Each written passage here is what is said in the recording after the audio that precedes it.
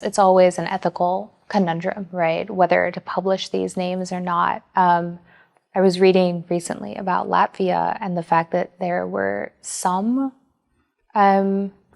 documents left over when the KGB left, and they had, of course, names of collaborators, but the issue is it's incomplete, right? And so nobody really knows whether the people on the list really were, informing or collaborating, whether they're fake. Maybe they just put the lower level ones in and they took the higher level ones with them back to Moscow. It's very unclear what is true and what is not, and there's evidence that they did that on purpose, right? To sow discontent. So I'm not totally familiar with whether it's a situation like that in Kazakhstan or whether records are complete.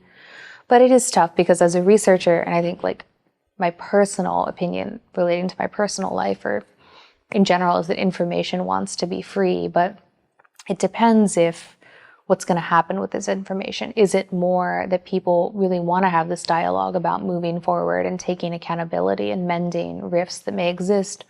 Or would it be an excuse to, or maybe a pretext to go after everybody on the list in some way? And I think in terms of criminal responsibility, in terms of the Holocaust, like direct responsibility, it's almost over now. The people, get old and they die, and that generation is really, in terms of like direct accountability, they're not there anymore. And that is what happens eventually. But I think in terms of, again, talking about how society is built, right? The fact that, in many places, the roads, the railroads, all of these things really owe their existence to forced labor.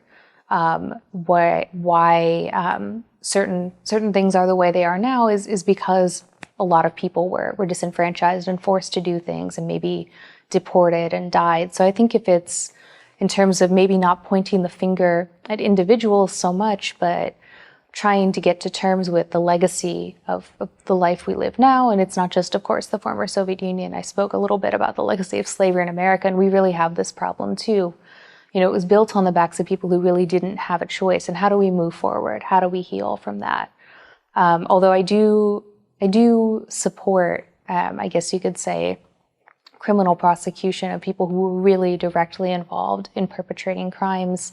As time goes on, that's not the question anymore, right? Because those people are no longer with us. And I think it really has to be done really responsibly, right? And by, a group or a government agency that doesn't have bias one way or the other, isn't trying to settle scores in one way or another, which is, of course, very, very difficult to do in any country, right? So.